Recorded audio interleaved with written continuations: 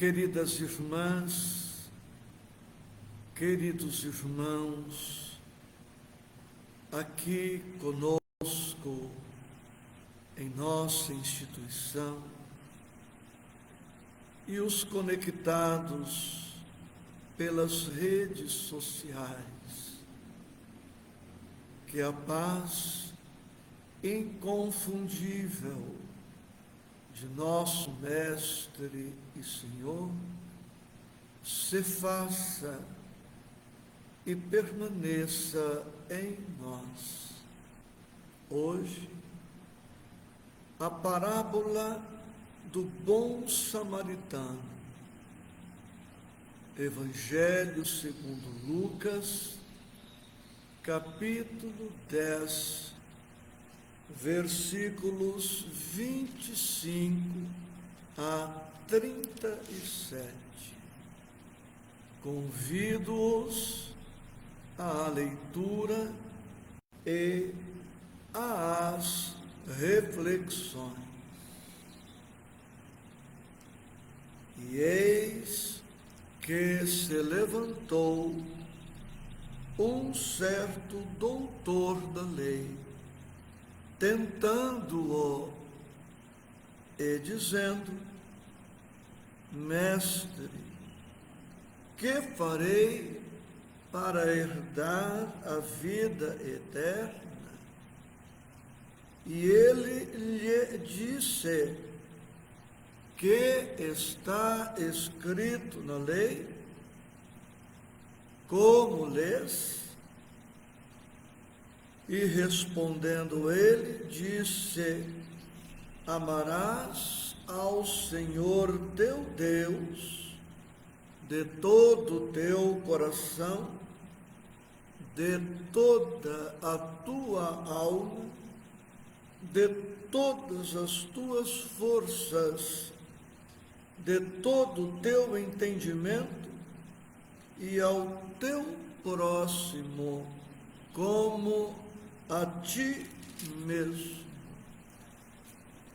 E disse-lhe: respondeste bem, faze isso e viverás. Ele, porém, querendo justificar-se a si mesmo, disse a Jesus: e quem é o meu próximo? E respondendo Jesus, disse: descia um homem de Jerusalém para Jericó e caiu nas mãos dos salteadores, os quais o despojaram e, espancando-o, se retiraram, deixando-o meio morto. E ocasionalmente descia pelo mesmo caminho certo sacerdote, o qual, ao vê-lo, passou de largo. E de igual modo também um levita, chegando àquele lugar, o qual, ao vê-lo, passou de largo.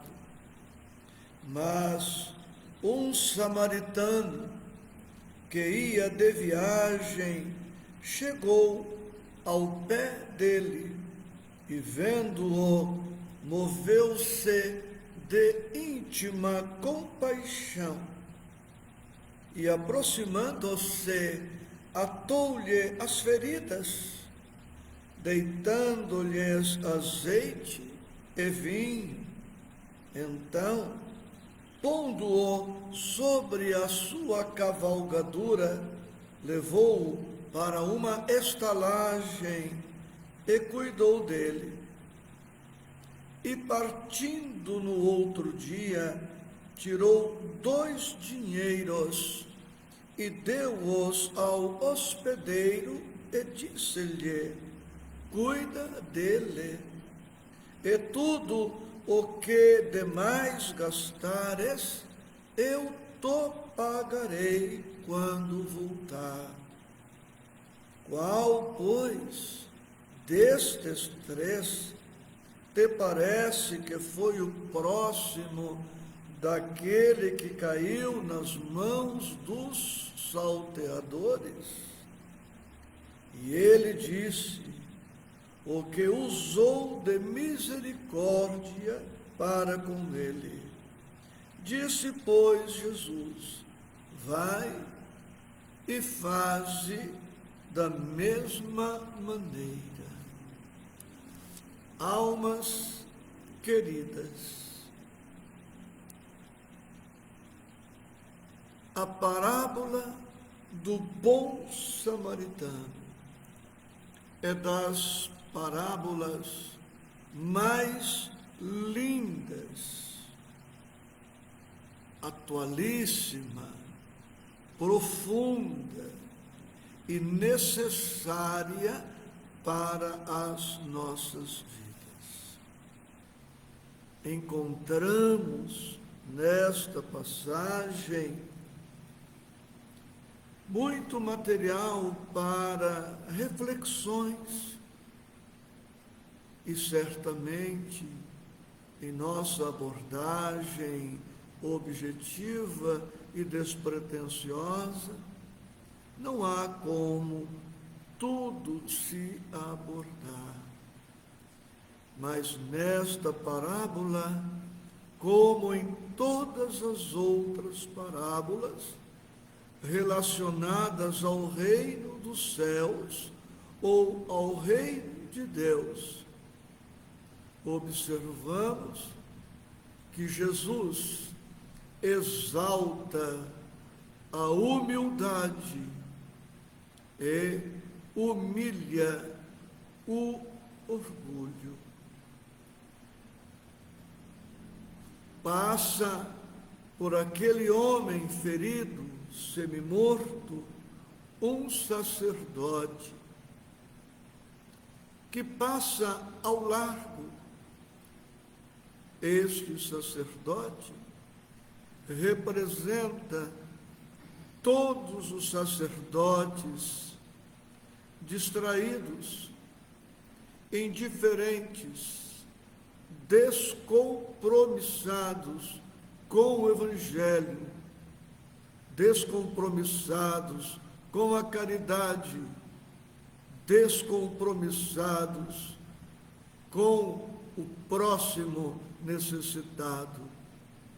Este sacerdote representa todos os líderes religiosos de todas as denominações religiosas, mais preocupados com seus dogmas, com o enriquecimento pessoal, com a projeção pessoal, com a fama, a glória, o poder, distraídos, indiferentes das necessidades do povo que sofre, do povo carente. Em seguida, ao sacerdote passa um levita, que era também um sacerdote da tribo de Levi, uma das 12 tribos de Israel. E este levita, conquanto conhecedor da lei, também passa e segue adiante. Também o levita, símbolo destes tantos religiosos, criminosos, dogmáticos, interessados muito mais nas riquezas humanas do que na riqueza do Espírito. Estes pastores de todas as denominações que não cuidam do rebanho, que não se interessam por suas ovelhas, usam-nas para proveito próprio. E Jesus se vale da figura de um samaritano, de quem, teoricamente, não se esperava tanto de alguém marginalizado, de alguém considerado como herético, um desobediente, um não seguidor da lei. Mas este samaritano é o símbolo daqueles que não se preocupam com o culto exterior, que não valorizam excessivamente as práticas externas, com os dogmas, porque vivem para a essência do Evangelho, que é o amor, que se expressa na caridade. Estudando detalhadamente esta passagem, nós podemos observar pelo menos 16 atitudes positivas no bom samaritano. E eu vou destacar.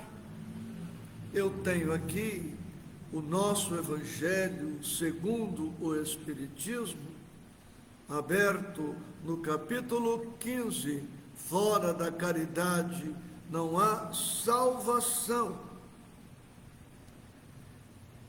E detendo-me no comportamento prático, direto deste samaritano, nós observamos isto que agora destaco para todos nós. Primeira atitude: o samaritano chega ao lugar onde estava aquele homem. Também os 2 sacerdotes haviam chegado até ali, passavam por ali. Este é o primeiro passo para quem pretende amar o próximo de maneira efetiva, real, verdadeira, profunda. Não devemos, pois, permanecer à distância. Em nossa cátedra, de onde simplesmente vamos teorizar sobre o Evangelho, sobre o amor. O samaritano viu-o. No amor ao próximo, precisamos do nosso olhar, não do simplesmente registrar o quadro físico. Precisamos enxergar o próximo com os olhos do coração, com a visão da alma, que é muito diferente da visão orgânica.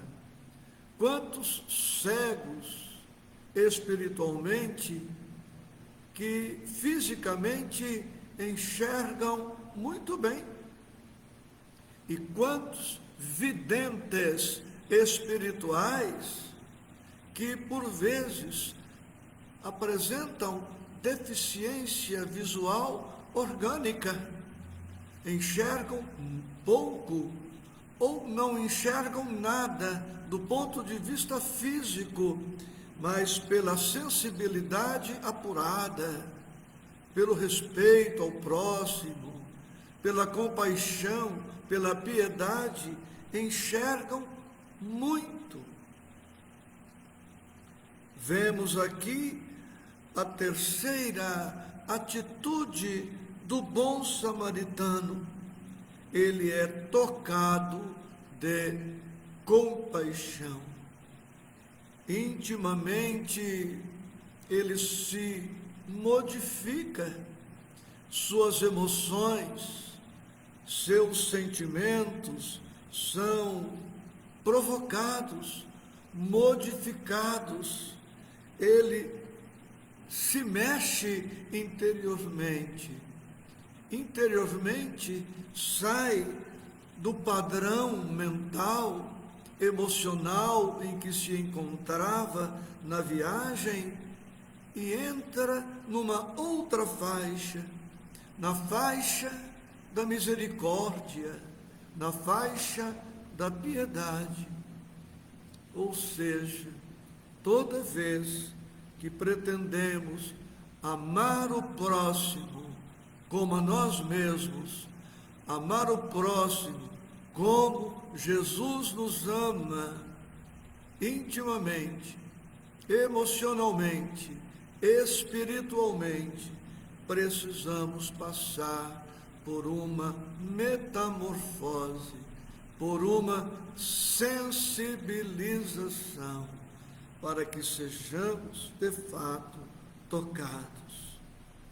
Quarta atitude do bom samaritano: aproxima-se do homem caído. Aproxima-se do homem caído. E como sempre dizemos, amar o próximo pede proximidade. Amar o próximo pede proximidade. Proximidade física, sempre que possível, e proximidade emocional, intimidade espiritual sempre, para não ficarmos à distância, seja física, seja espiritual, daquele que necessita de nós. Não temermos, não recearmos a aproximação com as almas que sofrem mais, que aguardam o nosso concurso. Ele derrama óleo e derrama vinho nas chagas daquele homem ferido, observando que aquele homem caído era para o samaritano um desconhecido. Não era seu pai, não era seu irmão, não era um parente, um amigo, um vizinho, um colega. Era, na melhor definição, um ser humano que ali se encontrava. E para que possamos amar o próximo, este título nos deve bastar, o título de irmão, ou ainda, como já dissemos, o título ou condição de ser humano. E agora que o amor vai se expandindo em nossos corações, o nosso amor deve estender-se não somente aos seres humanos, mas sim a tudo e a todos, porque devemos amor ao mineral, ao vegetal, ao animal, a toda a natureza que nos rodeia, ao universo. Precisamos amar a tudo e a todos, amar o todo, amar o sol, amar a lua, amar o vento, amar as estrelas, porque fazemos parte deste todo. Não estamos separados da vida, estamos na vida tanto quanto a vida está em nós. Então, este samaritano derrama óleo e vinho, ou seja, ele derrama da sua fé, ele derrama do seu amor, ele derrama da sua bondade, da sua ternura, ele coloca tudo que possui em favor daquele homem. E outro ponto a se destacar é este: ele estava prevenido, ele tinha naquele momento embora em uma estrada deserta, todos os recursos para os primeiros socorros. À medida em que vamos despertando para o amor, precisamos nos antecipar. Precisamos adivinhar que encontraremos alguns, ou muitos, ou vários necessitados do nosso amor. Não nos deve surpreender o fato de, em algum momento, em algum lugar, toparmos alguém necessitado. E não somente um necessitado de natureza material, mas também de natureza espiritual. Ele estava prevenido.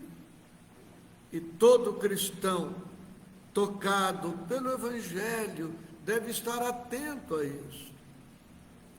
Não sair de casa sem prever a possibilidade de, em algum momento, ser acionado em favor de alguém, sem nos esquecermos que o estar prevenido começa já na intimidade doméstica. E ele enfaixa este homem, reforçando o que dissemos quanto a estar preparado para os primeiros socorros, e coloca-o sobre seu cavalo, diz aqui no texto, ou cavalgadura, como li no outro texto. Em linguagem atual, ele teria colocado este homem em seu carro, fosse o carro que fosse, priorizando as necessidades do seu irmão, sem levar em conta a condição física daquele homem que poderia sujar o animal, sujar o que ele havia posto para seu conforto sobre a animália. E levou-o até uma hospedaria. Ele teria levado a um hospital, caso existisse nas imediações. Ele teria levado a um templo, teria levado aquele homem a um centro espírita, para que aquele homem recebesse auxílio, assistência. E Deus, todos os dias, continua nos mandando pessoas necessitadas. Ainda agora, minutinhos antes de iniciarmos o nosso estudo, fui procurado aqui por um pai, acompanhado por um filhinho, solicitando ajuda. E é assim todos os dias em nossas vidas. Meus amados, fica a sugestão para que leiamos, releiamos, trileiamos, quadrileiamos esta passagem, meditando sobre ela. Versículo 28, Jesus diz para o doutor da lei, que conhecia a lei, mas era teórico, dogmático, e não vivia, não praticava. Como sugestão bibliográfica, anote aí, Caminho, Verdade e Vida, livro de Emmanuel, capítulo 157. Faze isso e viverás. E para o versículo 29, ele, porém, querendo justificar-se a si mesmo, disse a Jesus: e quem é o meu próximo? Como fonte inspiradora, o livro Fonte Viva, capítulo 126. Ajudemos sempre, ajudemos sempre, ajudemos o bom, para que ele se torne ainda melhor. Ajudemos o mal, para que ele comece a melhorar-se. Ajudemos aquele que tem carência material, o que tem carência espiritual. O próximo significa que precisamos expandir nosso amor ao infinito, porque ao longo de um dia, de um ano, de uma vida, nós encontramos centenas, milhares de pessoas, e estes milhares, em algum momento, serão o nosso próximo. E naquele momento, aquele com quem nos encontrarmos será a pessoa mais importante da nossa vida, porque aquela pessoa será, naquele momento, o meu próximo, o nosso próximo. Recordando, para terminar, que Jesus é este bom samaritano para toda a humanidade. Jesus nos conhece a todos, ama a todos, atende a todos, serve a todos, usa de misericórdia para com todos.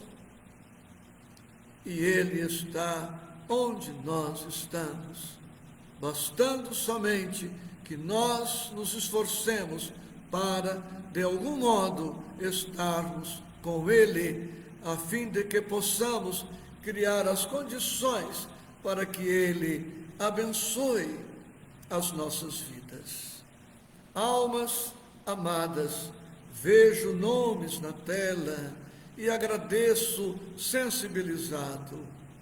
Digo que nas próximas quartas-feiras seguiremos com os nossos estudos, se Jesus permitir, sem interrupção.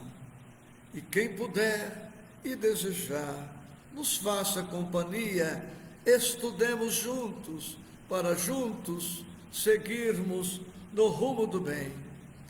Nesta quarta que antecede o Natal, formulo a todos votos de um Natal feliz com Jesus.